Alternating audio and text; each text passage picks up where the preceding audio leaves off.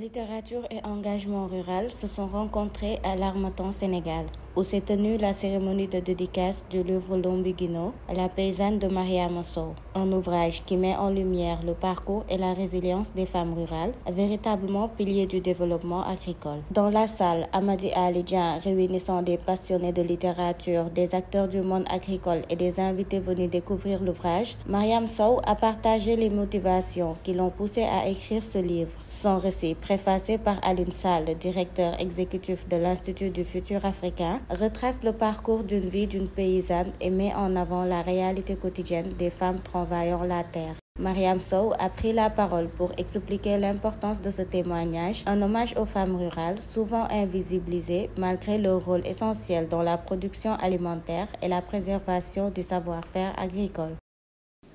Comment arrivons-nous à avoir un système de gouvernance beaucoup plus juste, beaucoup plus équitable, qui respecte l'environnement et qui pense beaucoup plus aux générations futures. Et dans le livre, en tout cas, je dessine ce projet sociétal. Et ce n'est pas Enda seulement qui doit le porter. C'est la salle dans toutes ses dimensions. Je dis la salle parce que je vous connais vous tous. De la même manière que vous êtes venus ici, de la même manière vous devez revenir pour construire ensemble, avec les communautés locales, ce projet sociétal. Je ne me suis pas limitée à ça. Alpha, tu le sais, parce que j'ai écrit le livre, tu étais encore avec nous. Hein? Et Elhadji Faye, directeur de Ankar, qui était là, vous êtes parti avec notre projet. Ah oui! Et quand on vous a nommé, on a dansé, on a crié avec Cheikh Tidiane Dièye, malheureusement il est parti. Et on a dit, tiens, le projet d'Oyenda et de ses partenaires, la DITAES, le CRAFS, tout ça là, ça verra le jour. Ou bien vous allez quand même démarrer un peu. Sinon, Aline ne l'a pas dit, mais vous allez le trouver dans sa préface. Il y a beaucoup de choses qu'il n'a pas dit, c'est dans sa préface. J'ai osé dire que nous là, qui pensons autrement, qui pensons que le monde doit tourner autrement, et tenez-vous bien les paysans. Dinaa ko wax ci wolof. Xam ngeen yàgg nañu wax bekkoor bi. Quand je quittais ENDA, c'était pour animer des ateliers sur la désertification. Il y a 2 ans de cela, que je découvre avec les grands scientifiques que la sécheresse, que la raréfaction des pluies, certes il faut reboiser, il faut mettre les arbres, mais c'est l'industrialisation du Nord qu'on déverse ici et qui perturbe notre pluviométrie. Donc on en a encore pour longtemps. Et surtout encore que nous, on veut encore aller vers industrialiser aussi le Sénégal. Où irons-nous? Donc voilà, ça c'est la réalité. Et je remercie Aïda Diong. C'est tu la connais. Météo.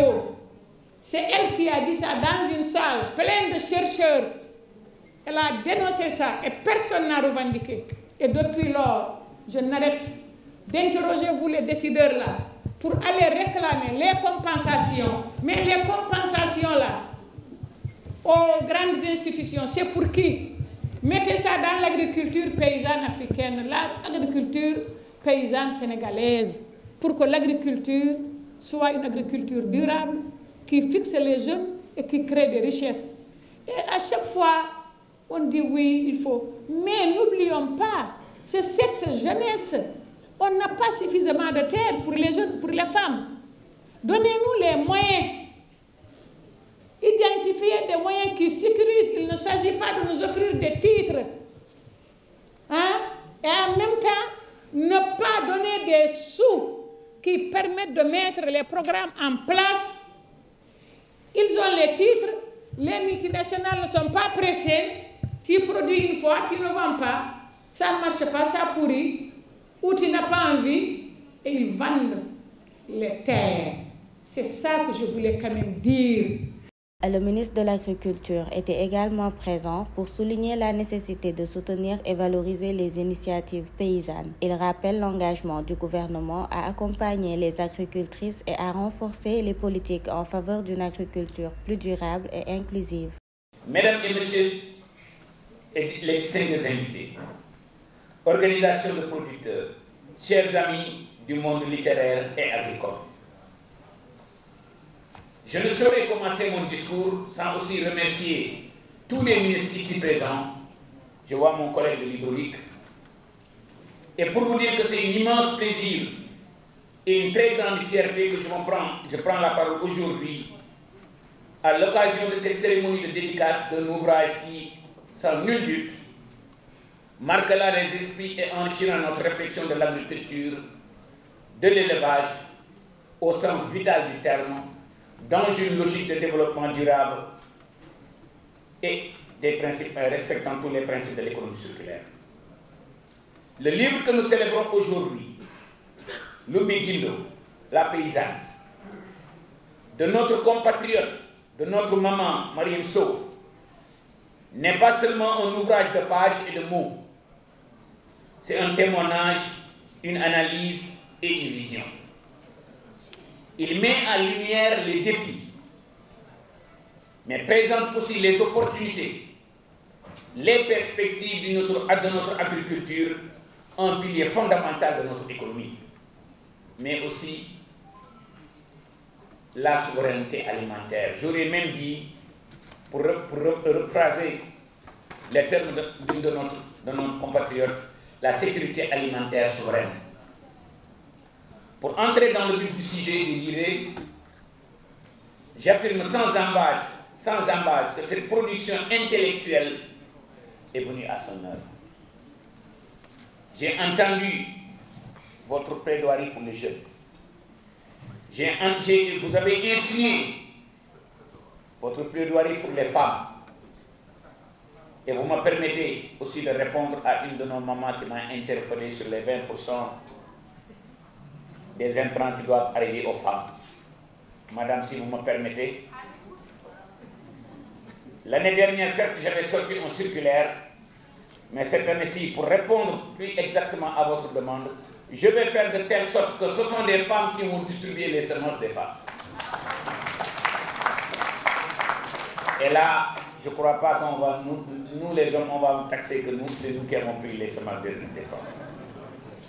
Pour rentrer dans le vif du sujet, donc, je dirais, sans embâche, que cette production intellectuelle est venue à son nom. En effet, l'agriculture sénégalaise est à croiser les chemins. La jeunesse a crié haut et fort